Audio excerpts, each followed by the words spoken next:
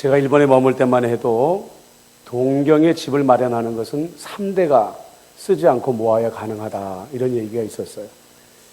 요즘에 우리나라 서울에서 집을 장만하기가 이제 일본 닮아가는 것은 아닌가, 그런 생각이 듭니다. 집 하나 마련한다는 것 얼마나 어려운 일인가, 그런 생각들을 많이 하죠. 그런데 여러분들 아십니까? 모든 사람들은 태어날 때부터 사실은 집 한 채씩은 다 가지고 태어난다는 거죠. 어린아이들, 남녀 구별하지 아니하고 다 집 한 채씩은 가지고 태어납니다. 무슨 소린가 싶으시죠? 그 집은 눈에 보이는 집은 아니고요, 손으로 만질 수 있는 집도 아니고요, 그 집은 우리의 마음 속에 있는 그런 집인 것입니다. 오늘 예수님께서 공간에 대해서 말씀하시는데, 집에 대한 공간을 말씀하시는데, 이 집은 세상에 눈에 보여지고 손으로 만질 수 있는 집이 아니라 바로 우리 마음 속에 지어진 집, 우리 영혼 속에 지어진 그런 집을 말씀하고 있는 것입니다. 그렇기 때문에 여러분들, 내가 이 땅에 태어나서 이 비싼 서울에 살면서 아직 내 집이 없다 탄식하기 전에, 나는 태어날 때부터 내 마음에 우리 하나님 지어주신 집이 있다, 이 생각 가지시고 먼저 위로받으시고 감사하시기를 바랍니다. 그런데 여러분들, 이 집은요, 누가 머물러 살라고 하나님께서 지어주셨냐면요, 내 영혼과 더불어서 성령님이 함께 동거하라고 우리 주님께서 우리 마음속에 집을 지어주셨다는 것입니다. 그래서 우리가 성령님과 화목하게 지내면서 내 마음속에 은혜도 누리고 기쁨도 누리며 그렇게 살아가는 것이 마땅하다는 겁니다. 그런데 오늘 성경에 보면 놀라운 것이 무엇이냐면, 아주 질이 안 좋은 손님이 하나가 있는데, 그 손님은 내 허락도 없이 내 마음에 마음대로 들락날락 할 수가 있다는 거예요. 그리고 분명히 내 마음의 집은 하나님께서 내게 주신 나만의 집인데도 불구하고 이 질이 안 좋은 손님이 들락날락 하다가는요, 야, 그 집은 내 것이 아니라 내 것이야 라고 주장한다는 거예요. 내 집이다 라고 자기의 소유권을 주장한다는 거죠. 얼마나 못된 손님입니까? 성경에서 보면 그 악한 손님의 이름을 3가지로 소개하고 있죠. 하나는 사탄, 또 하나는 바알세불, 또 하나는 귀신, 이렇게 표현을 하고 있는 것입니다. 여러분들 보십시오. 이 질이 안 좋은 손님이 성령님과 더불어서 내가 동거하면서 평화를 누려야 될 우리 마음의 집에 함부로 들락날락 거리게 되고요, 내 마음의 이 집에 대한 소유권을 주장하게 되면 얼마나 무서운 일들이 일어나기 시작하는지 아십니까? 성경을 살펴보면 어떤 사람은 이 악한 영이 들어와서 집 짓고 삶으로 말미암아서 귀가 멀어버리고 말을 못하게 되었다라는 사람이 나옵니다. 또 어떤 사람은 간질과 같은 그런 발작을 일으키기도 하고요, 멀쩡했던 아이가 불에 뛰어들려고 하는 그런 아이도 성경에 등장을 하고 있습니다. 또 어떤 사람은 갑자기 마음속에 아주 분노를 느끼고 폭력성이 너무 강해져가지고 집에다가 둘 수가 없으니까 쇠사슬로 꽁꽁 묶어가지고 무덤가에다가 묶어두기도 하는 그런 일들이 일어나기도 했죠. 목회 현장에서 목회를 해오면서 저도 이런 분들을 간혹 목격을 했습니다. 야, 정말 성경 속에서나 있을 일이지 정말 현실 속에서도 이런 일이 있을 수 있겠나 했는데 정말 있더라고요. 평소에 그 사람의 모습을 생각해 보면 도무지 있을 수 없는 일인데, 그 사람의 인격 속에 전혀 다른 인격이 숨어 있는 것처럼 말이죠, 난폭해지고 거친 말을 내뱉고 아이고 얼마나 두렵고 공포스러운 행동들을 하는지 몰라요.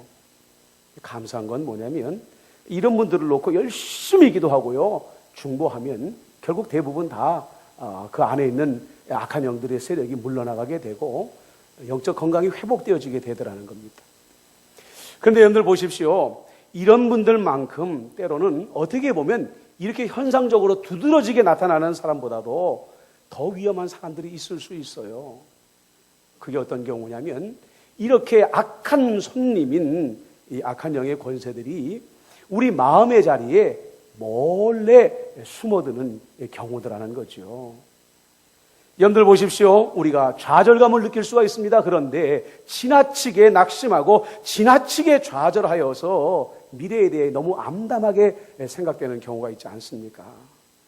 분노하지 않는 사람이 없습니다. 화가 나니까 분노를 경험하게 되지요. 그런데 너무너무 분노가 일어나다가 보니까 이 분노를 절제하지 못해가지고 성령 충만하게 살아야 될 성도들이 분노 충만해가지고 살아가는 사람들 손대면은 그냥 화를 내고 견디지 못하는 그런 사람들이 있어요. 그 다음에 늘 원망과 불평과 저주가 그 입과 마음에서 그치지 않는 사람들이 있습니다. 그리고 나쁜 습관이 있는데 그 습관을 잘 절제하지 못해가지고 그 습관의 노예가 되어져가지고 중독되어서 살아가는 그런 사람들 있지 않습니까? 여러분들 보십시오. 바로 이 사람들의 마음속에 스며들어가 있는 존재가 누구냐? 바로 악한 영이라는 거예요. 물론 여러분들 오해하시면 안 됩니다. 그럼 나에게 좌절감이 있으니까, 분노가 있으니까, 원망이 있으니까, 아이고 그러면 나는 내 마음속에 이 악한 영이 와가지고 내 마음속에서 이미 주인 노릇하고 있는 것인가? 나도 사로잡힌 존재인가? 아니요, 거기까지 이르지는 못했습니다. 그러나 중요한 것은 뭐냐면 내 마음의 자리에 그 악한 영이 손님으로 들어와서 아주 강력한 영향력을 내 삶에 미치고 있다는 것은 분명하다는 거예요. 그래서 조금 전에 말씀을 드린 것처럼 정상적인 내 마음의 집은 성령님과 더불어서 교제하면서 늘 기쁨이 있어야 되는 게 정상이라는 거예요. 화평이 넘쳐나야 되는 것이 정상이라는 거예요. 그런데 모든 이 정상적인 영적인 상황을 요즘 우리가 잘 쓰는 말대로 비정상적인 상황으로 만들어버리는 존재가 바로 이 악한 영이라는 손님이라는 것이죠. 그래서 여러분들 우리가 분명히 알아야 되는 것은 무엇이냐면은 그러면 사단이 언제 우리 마음속에 몰래 스며들어와가지고 내 마음속에 이길 수 없는 좌절감과 분노와 원망과 또 중독의 쓴뿌리를 내리게 하는가? 그것은 이유가 있어요. 우리 안에 있는 상처들, 우리 안에 있는 작은 실패들, 사탄은 그것을 찾아온다는 거예요. 그리고 그 상처를 더 큰 상처로 과장시켜버리고요. 그 실패를 더 큰 실패로 과장되게 만들어가지고 우리로 하여금 견딜 수 없게 만들어버리는 것이 바로 이 악한 영이 하는 그런 나쁜 범죄 행위라는 것이죠. 그렇다고 한다면 여러분들 어떻게 해야 이 악한 손님, 이 악한 영이 우리들 마음속에 숨어 들어와서 이런 못된 짓을 하도록 막아버릴 수 있을까요? 여러분들 어떻게 해야를 생각하기 전에요, 먼저 우리가 알아야 될 게 있어요. 그게 뭐냐면 이 악한 영이라는 손님은 내 지혜로 해결할 수 있는 손님이 아니라는 거예요. 내 힘과 내 능력과 내 방법으로는 도무지 몰아낼 수 있는 그런 손님이 아니라는 거죠. 오늘 성경에 보면 예수님께서 예를 드시잖아요. 한 사람이 악한 영이 들어왔는데 이 악한 영이 나갔단 말이에요. 제 발로 나갔는데 그래서 집을 깨끗하게 청소해놨는데 와서 보고 나니까 자기 집이 너무 깨끗해져 있는 거예요. 악한 영이. 그러니까 어떻게 했다고 그랬어요? 자기보다 더 강한 7 영을 데리고 그 집에 아예 들어와 눌러 앉아버렸다. 이런 말씀을 해요. 이건 단지 한 악한 영을 몰아내면 7배가 돌아온다, 이것이 아니라 7이라는 숫자가 무슨 숫자인지 아시죠? 완전수예요. 이건 뭘 말하냐? 예수님께서 분명하게 단언코 말씀하시는데 이 악한 영의 권세들은 내 힘 가지고 절대로 몰아낼 수 없다. 이걸 먼저 알아라. 이렇게 이야기하는 거예요. 그러면서 하시는 말씀이 뭐냐면 강한 자는 더 강한 자가 올 때에만 묶어버릴 수 있다. 쫓아낼 수 있다.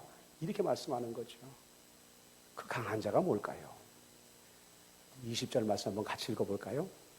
시작. 그러나 내가 만일 하나님의 손을 힘입어 귀신을 쫓아낸다면 하나님의 나라가 이미 너희에게 임하였느니라. 이렇게 말하고 있어요.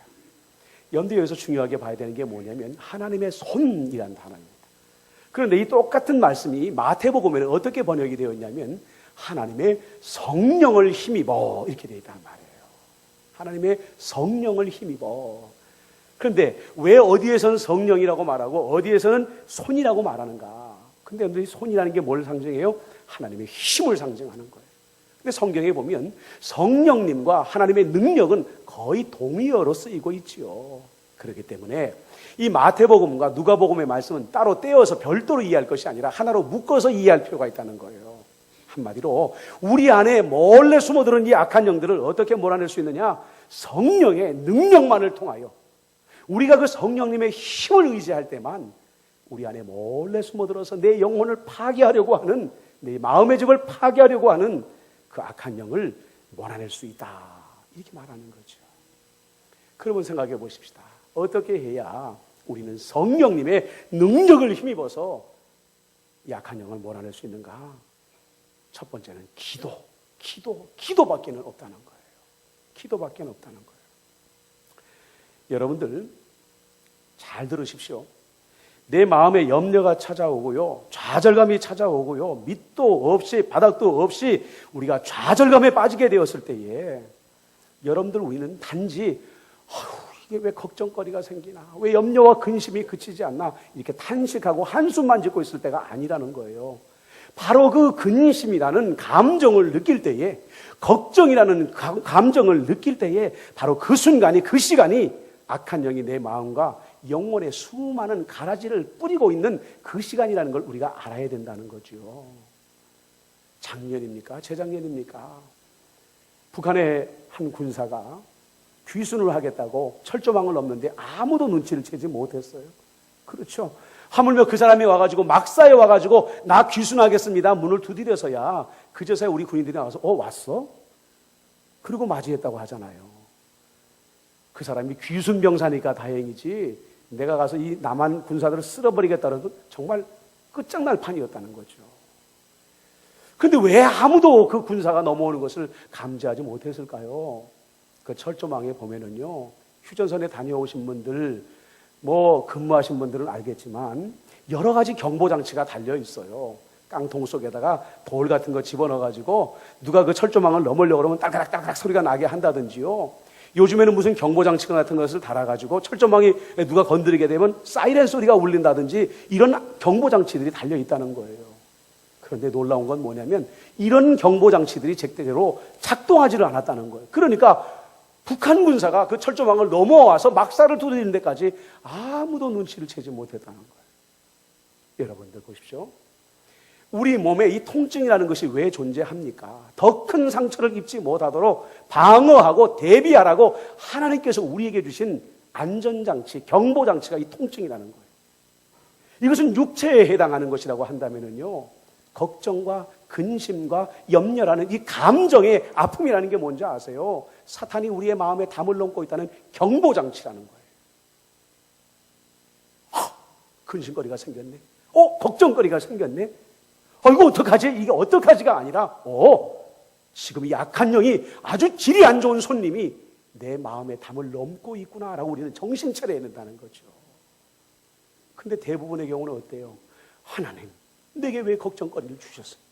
하나님, 내게 왜 이 근심거리를 주셨습니까? 지금 중요한 건 걱정거리, 근심거리가 중요한 게 아니라 사탄이 내 마음에 담을 넘고 있다는 게 중요한 건데, 그거는 새까맣게 잊어버리고 사탄은 내 마음속에 들어와서 마음대로 활개치라고 우리는 원망과 불평만 하고 앉아있다는 거죠. 여러분들, 진정한 그리스도는 어떤 그리스도입니까?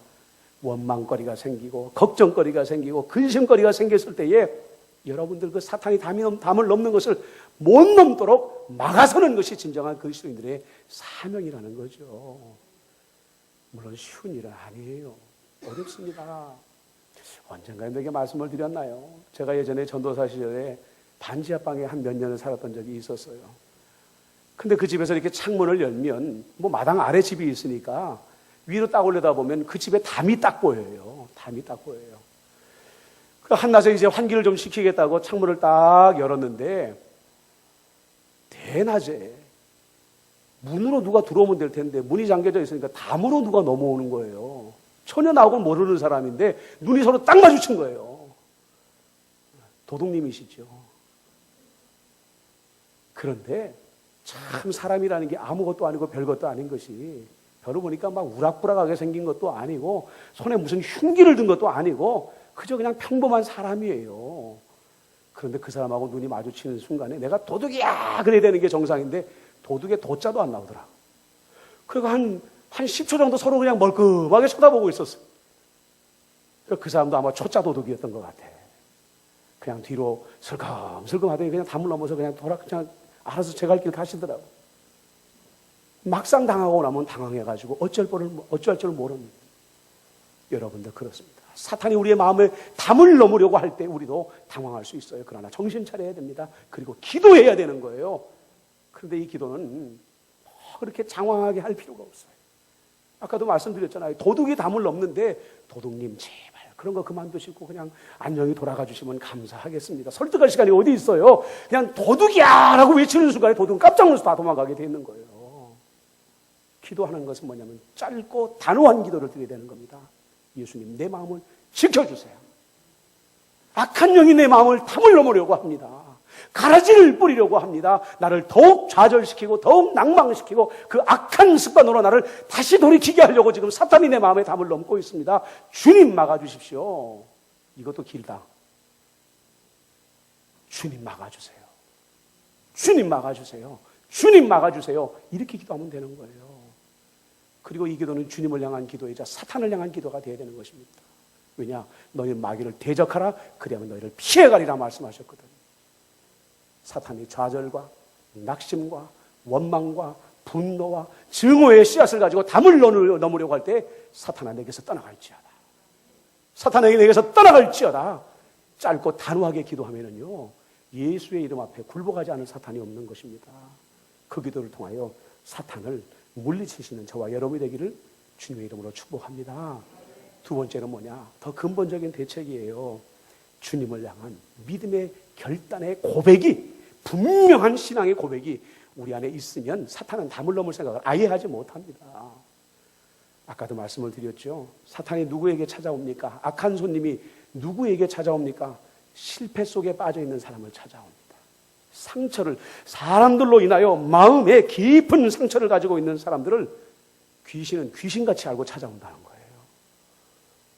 어떤 존재냐? 여러분들 상어라는 이 상어가 얼마나 후각이 뛰어나게 발달되어 있는지 알죠?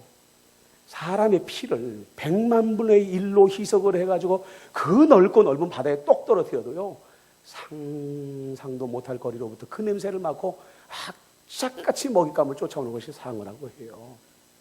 사탄은 냄새를 맡습니다. 실패한 사람의 냄새를 맡습니다. 사람들로 인하여서 마음이 찢겨지고 영혼이 찢겨져가지고 피가 철철 흐르고 있는 그 사람의 냄새를 기가 막히게 알아내는데 얼만큼 멀리서 찾아올 수 있는 줄 아십니까? 내가 우주의 동쪽 끝에 가 있으면 사탄은 우주의 서쪽 끝에서부터 찾아오는 게 바로 이 사탄이라는 존재라는 거예요. 숨을 곳이 없습니다. 막을 방법이 없는 거예요. 자, 그렇다고 한다면 여러분들 어떻게 해야 되겠습니까? 어떻게 해야 사탄이 그 실패와 상처의 냄새를 맡고 나를 쫓아오지 못하도록 할 수 있을까? 제일 좋은 방법은 그 상처를 빨리 꿰매어 버리는 거죠. 그 실패의 상처를 빨리 봉합해버리면 더 이상 피가 흘러나오지 아니함으로 말미암아 사탄이 우리를 찾아올 수가 없다는 거예요. 그러면 그 실패를 어떻게 우리가 봉합할 것인가? 그 상처를 어떻게 봉합할 것인가? 내가 지금 실패해서 좌절하고 있고 내가 상처받아서 아파하고 있는데 그걸 어떻게 봉합하지요? 믿음으로 봉합한다는 거예요. 믿음으로 봉합한다는 거예요. 그래 나는 여전히 실패 속에 있습니다. 그것이 재정적인 실패가 있을 수 있는 것이고 여러 가지 시험의 관문 앞에 내가 그 관문을 통과하지 못해서 넘어져 있는 실패일 수도 있는 것이고 관계에서 경험하는 실패일 수도 있어요. 나는 여전히 그 실패 가운데 빠져 있을 수 있습니다. 그러나 우리는 믿음으로 고백하는 거죠. 예수님, 그렇습니다. 나는 실패했습니다. 그렇습니다. 예수님, 나는 지금 상처받았습니다. 그러나 이 실패 가운데 주님은 나를 반드시 승리로 인도해 주실 줄로 믿습니다. 나는 상처받았습니다.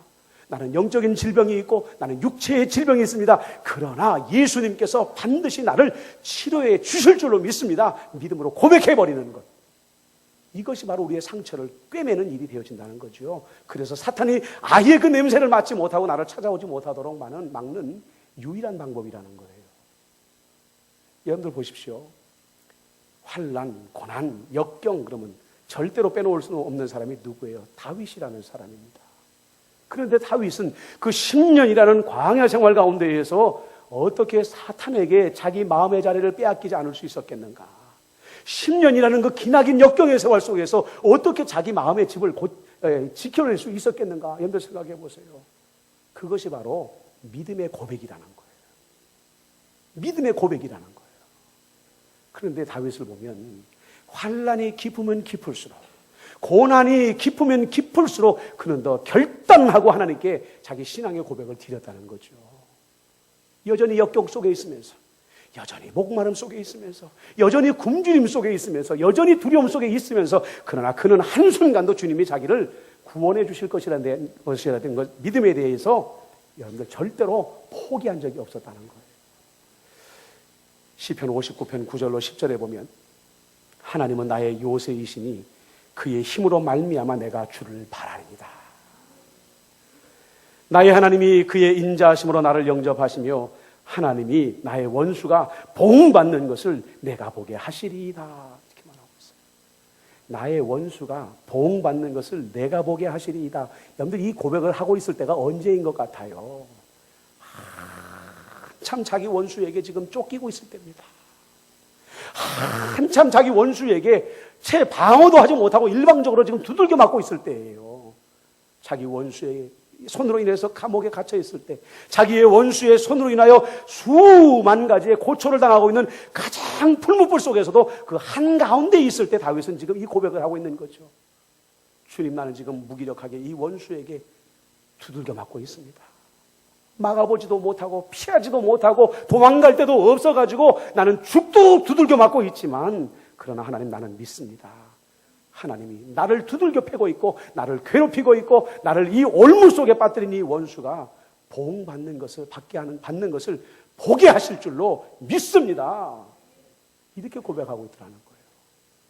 한번 따라서 해볼까요? 하나님, 나의 원수가 보응받는 것을 내가 보게 하시리이다.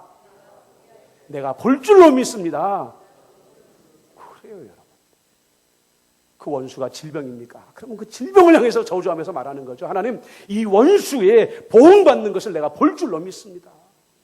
가난이 나를 괴롭힙니까? 가난이 원수가 되어서 나를 괴롭히니까 하나님, 이 원수가 보응받는 것을 내가 볼 줄로 믿습니다. 사람을 향해서는 그러지 마세요. 어떤 환난이든지 어떤 고난이든지 어떤 역경이든지 원수와 같이 내 영혼을 짓누르고 있다고 한다면 그를 향해서 여러분들 담대하게 믿음의 고백을 해버리십시오. 이 원수가 보응받는 것을 내가 볼 줄로 믿습니다. 여러분들 그 믿음이 내 상처를 꿰매어버리는 거예요. 피 흘리지 않게 하는 겁니다.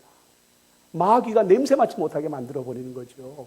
마귀가 근접할 생각도 하지 못하는 것입니다. 마지막으로 성령의 능력을 힘입어 살고자 하는 사람이 갖추어야 될 조건이 하나가 있어요. 그게 뭘까요? 잘 알죠? 고린도전서 3장 16절에 보면 너희는 너희가 하나님의 성전인 것과 하나님의 성령이 너희 안에 계시는 것을 알지 못하느냐, 이런 말씀이 있어요. 우리의 집은 단순한 집이 아니라는 거죠. 성전이라고 말하고 있습니다. 거룩한 예배당이다, 이렇게 말하는 거예요. 여러분들, 예배당에서 우리가 해야 될 일이 뭡니까? 예배당에서 축구하는 사람이 있습니까? 예배당에서 팔씨름하는 사람들이 있습니까? 예배당은 예배하는 장소입니다. 하나님께 제사 드리는 장소인 것이죠. 아주 거룩하게 구별된 장소가 바로 예배당인 것입니다. 여러분들, 이스라엘 백성들이 착각하고 있었던 것이 한 가지가 있어요. 그게 뭐냐? 그들은 예루살렘에 있는 이 화려한 성전은 절대로 하나님께서 무너지지 못하도록 지켜주실 것이다. 그런데 솔로몬 성전도 무너졌고 헤롯 대왕이 지은 그 화려하고 웅장했던 성전도 돌 하나도 남지 아니하고 완전히 무너져버리고 말았어요. 왜 그랬을까요? 그 거룩한 제사를 드리는 하나님의 예배당, 그 성전이 왜 그렇게 처참하게 무너졌을까요? 왜 하나님은 그 예배당을 지켜주지 않았을까요? 예배당이 예배당 되지 못했기 때문에, 성전이 성전답지 못했기 때문에, 이스라엘 백성들의 삶이 구별되지 못하고 예배 중심의 삶, 제사 중심의 삶이 되지 못했기 때문에 하나님이 그 성전을 버려버리신 것입니다. 성령님은 분명히 우리를 지키시기 위하여 우리 안에 들어오십니다. 그러나 여러분들, 성령님이 내 안에 들어오실 때에는 이 집은 성전이다라고 생각하시고 온다는 거예요. 자, 뭐죠? 우리의 삶이 예배 중심의 삶이 되어야 된다는 거예요. 예배 중심의 삶이 되어야 돼요. 컴퍼스를 딱 중심을 찍고 원을 그렸을 때에 그 중심을 잡고 원을 그려야 원이 반듯하게 그려지는 것처럼 모든 그리스도인들의 삶의 그 중심은 예배에 있어야 된다는 거죠. 주님과 만나기로 한 시간과 장소에서 우리는 예배를 드려야 되는 것이고요. 우리가 세상 가운데 거한다 할지라도 하루 24시간이 하나님을 향한 예배 중심의 삶을 살아야 성령님이 편안하게 평안하게 우리 마음의 집에 거하시면서 악한 마귀가 우리의 영혼을 넘보지 못하도록 우리를 강력하게 붙들어 주실 수가 있다는 거예요. 그런데 그리스도인들의 삶의 중심이 무너져서 예배 중심의 삶을 드리지 못하게 되면 성령님은 그만큼 내 마음의 집에서 멀어질 수밖에 없다는 거죠. 성령님은 무엇을 찾아가십니까? 성전을 찾아가시는 분이라는 거예요. 예배당을 찾아가시는 분이라는 거예요.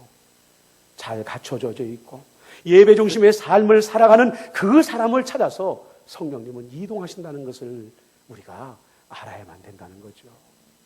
사랑하는 성도 여러분, 1월달 이제 셋째 주를 우리가 맞이하지 않습니까? 그렇습니다, 여러분. 집도 오래되면 우리가 수리를 하고 리모델링을 해서 쓰는 것처럼 여러분, 우리의 마음의 집이 올 한 해에 정말 우리 주님께서 의도하셨던 것처럼 성령님과 더불어서 은혜와 사랑과 치유와 회복이 넘쳐나는 집이 되어지려고 하면요, 고쳐야 됩니다. 고쳐야 됩니다. 나는 기도하는가? 염려와 근심을 통하여서 사탄이 내 담을 넘으려고 하는구나 하는 것을 알고 기도하고 있는가? 돌아봐야 되는 거죠. 그렇지 않습니까? 그 다음에 나는 어떤 시험과 환난 속에서도 나를 반드시 승리의 길로 인도하실 하나님을 향한 승리의 고백, 믿음의 고백을 가지고 살아가고 있는가? 그리고 내 삶은 예배 중심의 삶인가? 돌아보시길 바랍니다. 점검하시고 여러분들의 마음의 집을 잘 여러분들 단장하시게 되면 올 한 해에 여러분들은 환경에 구애받지 않는 은혜와 회복과 기쁨과 치유가 넘쳐나는 복된 한 해를 보내게 될 줄로 믿습니다. 여러분 모두가 그런 삶을 한 해를 보내시게 되시기를 예수님의 이름으로 축복합니다.